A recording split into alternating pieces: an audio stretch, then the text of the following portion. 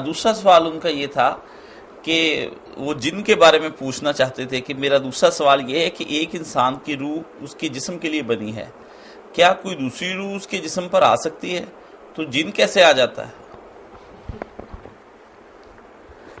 जिन आ नहीं जाता, जैसे सांप वगैरह डसते हैं ना तो आदमी के अंदर जहर सरात कर जाता है, या जरासीम आप लोग कहते हैं कि इंसान के अंदर आ जाते हैं, बीमार हो जाता, जैसे वो जरासीम दाखिल हो जाते हैं ना, ऐसे जन्नात भी समझने जरासीम की तरह की एक गैर मड़ी मखलूक है, वो भी इंसान पर काबू पा लेते हैं, उसको बेबस कर देते हैं, अपनी मर्जी के मुताबिक उसको चलाते हैं।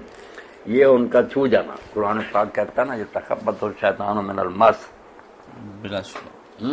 बिल्कुल वो चिमट कर इंसान को ये पागल बना दे। मतलब बड़ी अच्छी मिसाल है, जैसे जरासीम आ जाते हैं हमारे जिस्म में, जबकि रूह भी मौजूद होती है, अब जरासीम भी आ जाते हैं, और सांप का जहर पूरा असर करता है जिसमें।